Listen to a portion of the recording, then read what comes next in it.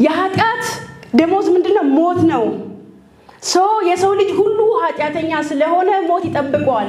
ሞት ደግሞ ምንድነው? ፍርድ ነው። የመጨረሻው ፍርድ ሞት ነው። ስለዚህ አሁን የዚህ ዓለም ገዢ የሚፈረድበት ሰዓት ደርሷል አለ ኢየሱስ ክርስቶስ። ይሄን እየተናገረ ያለው ራሱ ወደ ምን እየሄደ ስለሆነ ነው? ወደ መስቀል እየሄደ ስለሆነ ነው። ግን እኔ ሊፈረድብኝ ነው አላለም። የዚህ ዓለም ገዢ ነው የሚፈረድበት። ኢየሱስ ክርስቶስ በመስቀል ላይ በተሰቀለበት ጊዜ የማን ስራ አከተመ ማለት ነው? የሰይጣን ስራ አከተመ።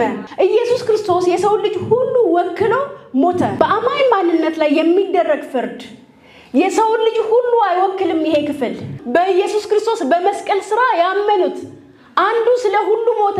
ግን ሁሉ በሞተላቸው አምነዋል ወይ? ሞተላቸዋል። በሞተላቸው ግን ሁሉ አላመኑም። ኢየሱስ ክርስቶስ መስቀል ላይ በተሰቀለበት ጊዜ የሰው ልጅ ሁሉ ወክሎ ፍርድን ተቀበለ። ተፈርዶብኛል ለማለት ግን በእርሱ ማመን ይጠበቅብናል። በእርሱ ያላመኑትስ አልተፈረደባቸውም፣ ግን ይፈረድባቸዋል። አይቀርላቸውም። እኛ ተፈርዶብናል። ከማን ጋር? ከኢየሱስ ክርስቶስ ጋር ስንሰቀል ተፈርዶብናል። እግዚአብሔር ከማንም ሰው ላይ ሞትን አልሻረም። ሞት ለሚገባው ሁሉ ሞት ተከፍሎታል። ሞታችንን በማን ተካው? በኢየሱስ ክርስቶስ ተካው። እግዚአብሔር ግን የመስቀልና የመቅበር አጀንዳ አይደለም ለሰው ልጅ የያዘው፣ ለሰው ልጅ ሕይወትን መስጠት ነው።